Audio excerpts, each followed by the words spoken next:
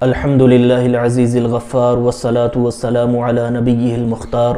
وعلی آلہ واصحابہ الاخیار۔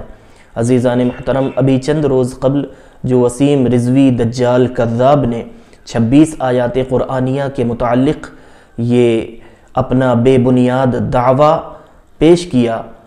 کہ ان 26 آیات کو معاذ اللہ خلفائے ثلاثہ کے زمانے میں وضع کر کے، بنا کر کے اور گڑھ کر کے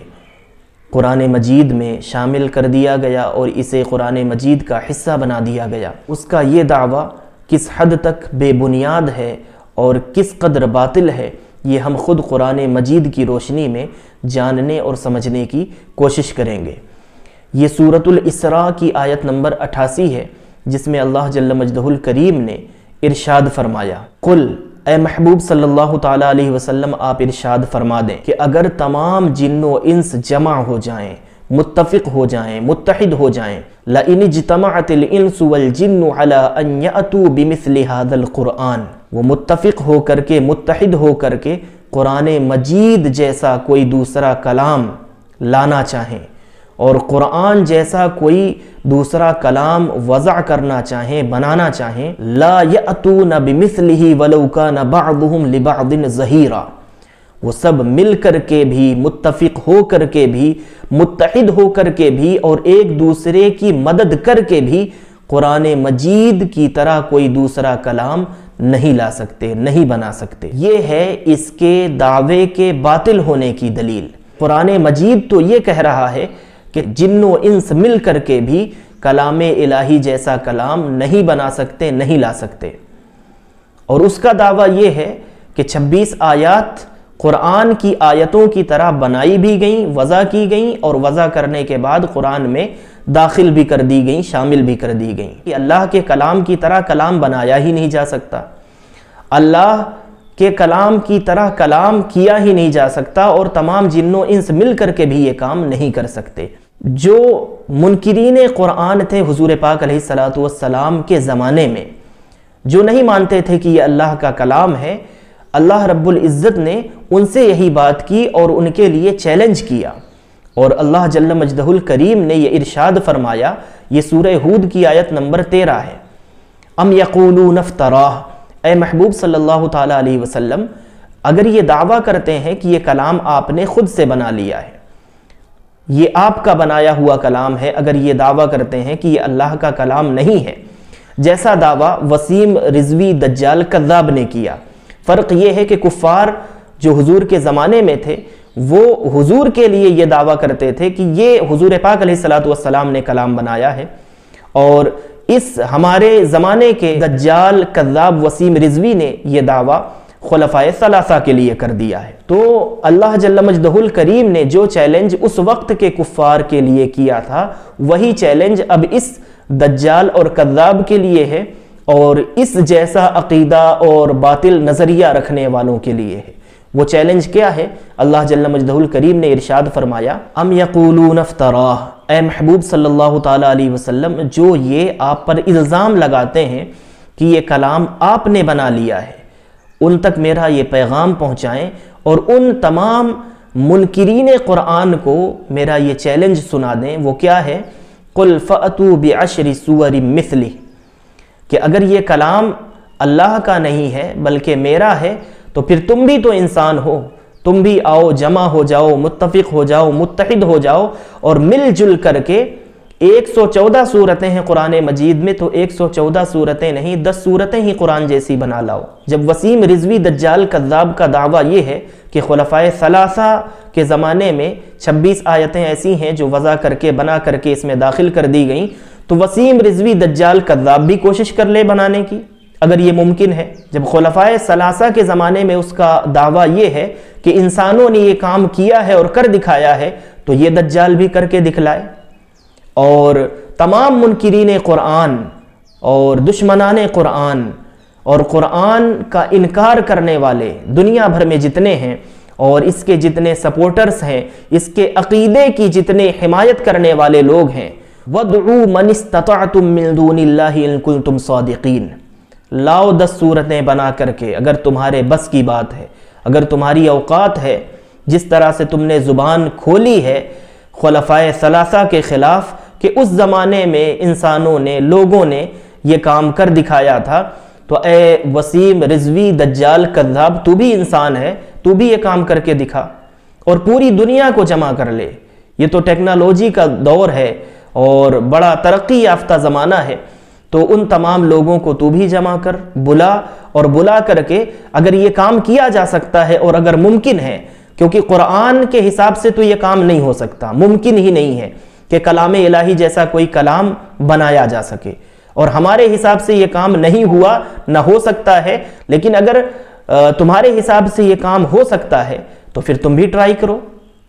اور اللہ تعالیٰ نے تو یہ ارشاد فرمایا ہے کہ جتنے اپنے حمایتیوں کو بلانا چاہتے ہو، مددگار لوگوں کو شامل کرنا چاہتے ہو اپنے ساتھ، بلا لو اور بلا کر کے یہ کام کر کے دکھاؤ، ان کنتم صادقین، اگر تم اپنے دعوے میں سچے ہو۔ تو اگر انسانوں نے اس زمانے میں یہ 26 آیتیں بنا لی تھیں تو ایسا کرو تم بھی بنا کر کے دکھلاؤ، اور بلاؤ اپنے تمام حمایتیوں کو، اپنے تمام سپورٹرز کو جو تمہیں سپورٹ کر رہے ہیں، ان تمام کو لے کر کے آؤ، مل جل کر کے، متحد ہو کر کے، متفق ہو کر کے، تمام قرآن کے منکرین، مخالفین اور تمام دجال اور وقت کے کذاب سب جمع ہو جاؤ ایک جگہ پر، اور قرآن جیسی 10 سورتیں بنا لاؤ اگر تمہارے بس میں ہو تو، اور بنا کر کے اپنے آپ کو سچا ثابت کر کے دکھاؤ۔ لیکن ہمیں معلوم ہے کہ یہ کام تم نہیں کر سکتے، اس لیے چلو اس سے ہلکا والا جو چیلنج قرآن مجید نے اس زمانے میں اس وقت کے منکرین قرآن کو دیا تھا، وہی چیلنج ہم اپنے زمانے کے دجال، اپنے زمانے کے کذاب وسیم رضوی کو اور اس کی فکر کے ساتھ موافقت رکھنے والے اور اس کی بات کی حمایت کرنے والوں کے لیے وہی چیلنج ہم دیتے ہیں کہ چلو تم سب مل کر کے کوشش کرو، منکرین قرآن اور مخالفین قرآن۔ یہ سورہ یونس ہے اور سورہ یونس کی آیت نمبر 38 ہے۔ اس میں اللہ جل مجدہ الکریم نے ارشاد فرمایا ام یقولون افتراہ، اے میرے محبوب صلی اللہ تعالیٰ علیہ وسلم،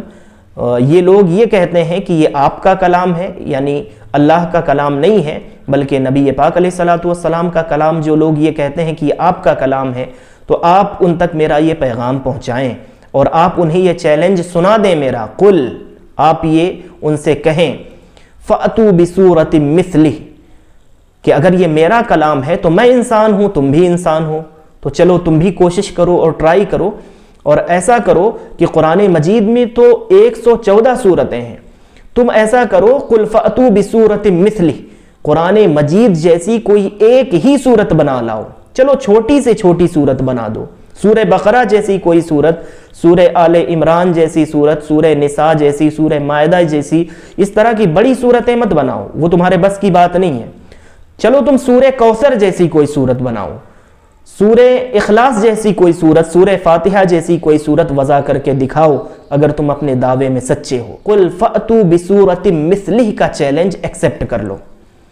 جب خلفائے ثلاثہ کے زمانے میں یہ کام انسانوں نے کیا تھا اور معاذ اللہ وہ کر سکتے تھے تمہارے بقول، تمہارے کہنے کے حساب سے، تو تم بھی کر کے دکھلاؤ، ایک ہی صورت بنا لاؤ، وَادْعُوا مَنِ اسْتَطَعْتُم مِّن دُونِ اللَّهِ إِن كُنتُم صَادِقِينَ۔ اور سنو، اکیلے یہ کام تو کر نہیں پاؤ گے، تو جتنے بھی منکرین قرآن ہیں، مخالفین قرآن ہیں دنیا بھر میں، ان سب کو جمع کرو، جتنا سرمایہ خرچ کر سکتے ہو وہ سرمایہ لگا دو، جتنی کوششیں کر سکتے ہو وہ کوششیں کر ڈالو، زمین آسمان ایک کر دو، اور سب کچھ کر کے بھی دنیا بھر کے تمام منکرین قرآن ایک سورت قرآن مجید جیسی بنا لاؤ، اگر تمہارے بس میں ہے تو یہ کام کر کے دکھلاؤ۔ قرآن مجید جیسی صورتیں اور آیتیں جو بنانا چاہے اور کلام الہی جیسا کلام جو لانا چاہے، اس کے لیے لازم ہے کہ اس کے کلام میں بھی وہی فصاحت اور بلاغت ہونی چاہیے جیسی فصاحت و بلاغت قرآن مجید میں پائی جاتی ہے، اور جو کلام تم بنانے کی کوشش کرو گے اس میں بھی کوئی غیبی خبر دینا، ماضی کی خبر دینا، مستقبل کی خبر دینا، جس طرح سے قرآن مجید غیب کی خبر دیتا ہے، ماضی اور مستقبل کی خبر دیتا ہے، اور اس میں بھی احکام تم بتلانا جس طرح کے احکام قرآن مجید دیتا ہے اپنے ماننے والوں کے لیے۔ معارف الہیہ کا جس طرح سے خزانہ قرآن مجید ہے، اس طرح سے جو کلام تم بناؤ اس میں بھی معرفت الہیہ کا کوئی نہ کوئی خزانہ ہمیں دکھلا دینا۔ اور جب تم کوشش کرو گے تو پھر ایک کام یہ بھی کرنا کہ حسن ترتیب میں بھی اور حسن کلام میں بھی جس طرح کا کلام الہی ہے اس طرح کا تمہارا کلام ہونا چاہیے، تب تو مانا جائے گا کہ تم نے کوئی کوشش کی ہے۔ لیکن تم سے نہیں ہو سکے گا، کر کے دیکھ لو، اگر ہو سکے تو پھر بنا کر کے دنیا کو دکھلا دینا۔ وہیں اللہ جل مجدہ الکریم نے قرآن مجید میں شک کرنے والوں کے لیے پہلے ہی فرما دیا تھا، یہ سورۃ البقرہ کی آیت نمبر 23 ہے، وَإِن كُنتُمْ فِي رَيْبٍ مِّمَّا نَزَّلْنَا عَلَىٰ عَبْدِنَا، اگر تمہیں شک ہے کہ جو کچھ ہم نے اپنے بندے پر نازل کیا ہے، تمہیں شک ہے کہ یہ ہمارا کلام ہے کہ نہیں ہے، فَأْتُوا بِسُورَةٍ مِّن مِّثْلِهِ، تو پھر ایسا کرو، اگر تمہیں شک گزر رہا ہے تو تم ٹرائی کرو اور اس جیسی ایک صورت بنانے کی کوشش کرو۔ وَادْعُوا شُهَدَاءَكُم مِّن دُونِ اللَّهِ إِن كُنتُمْ صَادِقِينَ، اور اللہ تعالیٰ کے سوا اپنے تمام مددگاروں کو، حمایتیوں کو، اپنے تمام سپورٹرز کو اس میں شامل کر لو اور ان کی مدد حاصل کر کے دیکھو یہ کام ہو سکتا ہے۔ پھر آگے فرمایا فَإِن لَّمْ تَفْعَلُوا وَلَن تَفْعَلُوا، پھر اگر تم یہ کام نہ کر پاؤ، یہ چیلنج ایکسیپٹ نہ کر پاؤ، یہ کر کے نہ دکھلا پاؤ جو دعویٰ تم نے کیا ہے، خلفائے ثلاثہ پر جو تم نے جھوٹا الزام لگایا ہے، جو تہمت لگائی ہے، اگر تم بھی ایسا کر کے دکھلا سکو تب تو تمہارا دعویٰ سچا ثابت ہوگا، اور اگر تم ایسا نہ کر سکو تو اللہ تعالیٰ نے فرمایا فَإِن لَّمْ تَفْعَلُوا وَلَن تَفْعَلُوا، اگر تم ایسا نہ کر سکو، اور یاد رکھو تم ایسا ہرگز نہیں کر سکو گے، فَاتَّقُوا النَّارَ الَّتِي وَقُودُهَا النَّاسُ وَالْحِجَارَةُ أُعِدَّتْ لِلْكَافِرِينَ، تو انسان کے بچے بن جانا، اللہ کی بارگاہ میں توبہ کر لینا، معافی مانگ لینا، اور دجال اور کذاب بننے کی کوشش مت کرنا۔ اس آگ سے ڈرنا کہ جس آگ کا ایندھن آدمی اور پتھر ہوں گے، اور جو اعدت للکافرین تیار کی گئی ہے تم جیسے قرآن کے منکرین کے لیے، قرآن کا انکار کرنے والوں کے لیے۔ رہی بات قرآن کی، تو قرآن مجید میں کسی چیز کی آمیزش نہیں ہو سکتی، قرآن مجید میں کوئی چیز نہ داخل کی جا سکتی ہے اور نہ اس سے نکالی جا سکتی ہے۔ یہ جس کا کلام ہے وہ اپنے کلام کی حفاظت خود فرماتا ہے۔ کلام الہی ہر طرح کی تغییر اور تبدیل سے پاک ہے، جسے یہ سورہ حامیم السجدہ کی آیت نمبر 42 نے خود ہی بتلا دیا، لا یأتیہ الباطل من بین یدیہ ولا من خلفہ، کہ کوئی بھی باطل قرآن مجید میں آگے اور پیچھے سے داخل نہیں ہو سکتا۔ اس قرآن مجید کو نازل کرنے والے رب نے خود ہی یہ انتظام کیا ہوا ہے، اور اس نے یہ اعلان بھی فرما دیا ہے کہ باطل کی آمیزش قرآن مجید میں کبھی بھی نہیں ہو سکتی، باطل آگے پیچھے دائیں بائیں اوپر نیچے کہیں سے بھی قرآن مجید میں داخل نہیں ہو سکتا۔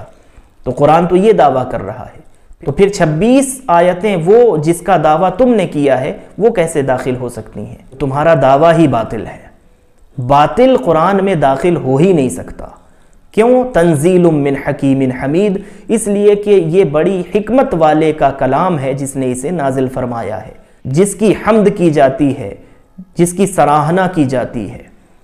تو اس کا جب یہ کلام ہے تو وہ حکیم خود اس کی حکمت یہ جانتی ہے کہ اس کلام کی حفاظت کیسے کرنی ہے۔ کلام الہی ہر طرح کی تغییر اور تبدیل سے پاک ہے، ہر طرح کی کمی اور زیادتی سے پاک ہے۔ یہ قرآن پاک خود ارشاد فرما رہا ہے کہ اس میں کوئی بھی باطل آگے اور پیچھے سے داخل نہیں ہو سکتا۔ جب کوئی باطل آگے اور پیچھے سے داخل نہیں ہو سکتا تو یہ 26 آیتیں بھی اللہ ہی کی آیتیں ہیں، اللہ ہی کا کلام ہے، کسی کے بس کی بات نہیں ہے کہ وہ قرآن میں کسی طرح کی کوئی کمی یا زیادتی کر سکے۔ اب رہی بات کہ قرآن مجید کا مکمل انکار تو وسیم رضوی نے بھی نہیں کیا ہے، 26 آیات کا انکار کیا ہے، یعنی بعض قرآن کے حصے کو مانا ہے اور قرآن کے بعض حصے کا اس نے انکار کر دیا ہے۔ اب ایسا کرنے والے کے لیے بھی دیکھیں، یہ سورۃ البقرہ کی آیت نمبر 85 ہے، اس میں اللہ رب العزت نے ارشاد فرمایا اَفَتُؤْمِنُونَ بِبَعْضِ الْكِتَابِ وَتَكْفُرُونَ بِبَعْضِ، کیا تم اللہ کی کتاب کے بعض حصے کو مانتے ہو اور بعض کا انکار کرتے ہو، بعض کے ساتھ کفر اختیار کرتے ہو، بعض آیات پر ایمان لاتے ہو اور بعض کے ساتھ کفر کرتے ہو، جیسا کہ وسیم رضوی نے کیا ہے۔ جو بعض پر ایمان لاتے ہیں، بعض کا انکار کرتے ہیں، ارشاد فرمایا فَمَا جَزَاءُ مَنْ يَفْعَلُ ذَلِكَ مِنْكُمْ، تو تم میں سے جو لوگ ایسا کرتے ہیں پتہ ہے ان کی جزا کیا ہے؟ الا خزی فی الحیات الدنیا، کہ ان کے لیے دنیا میں ذلت ہے، جیسا کہ وسیم رضوی دجال ذلیل ہو رہا ہے۔ تو جو یہ عقیدہ رکھے گا اور بعض قرآن کے حصے کو مانے گا، بعض کا انکار کرے گا، تو اس کے ساتھ قرآن مجید نے جو دنیا اور آخرت میں قیامت میں ہونے والا معاملہ ہے وہ واضح فرما دیا کہ دنیا میں کیا ہوگا؟ الا خزی فی الحیات الدنیا، دنیا کی زندگی میں وہ ذلیل ہوں گے۔ وَيَوْمَ الْقِيَامَةِ يُرَدُّونَ إِلَىٰ أَشَدِّ الْعَذَابِ، اور جب قیامت کا دن ہوگا تو انہیں سخت ترین عذاب میں مبتلا کیا جائے گا۔ یہ ہے ان کا بدلہ دنیا میں اور آخرت میں۔ الا خزی فی الحیات الدنیا کے تحت تم دنیا میں بھی رسوا ہوگے، ذلیل ہوگے، تمہارا مذاق بنے گا، اور آخرت میں وَيَوْمَ الْقِيَامَةِ يُرَدُّونَ إِلَىٰ أَشَدِّ الْعَذَابِ کے مستحق ہوگے۔ اللہ کی بارگاہ میں یہ دعا ہے، ان جیسوں کے فتنے اور فساد سے تمام اہل ایمان کو محفوظ اور مامون فرمائے۔ وَمَا تَوْفِيقِي إِلَّا بِاللَّهِ وَآخِرُ دَعْوَايَ عَنِ الْحَمْدُ لِلَّهِ رَبِّ الْعَالَمِينَ۔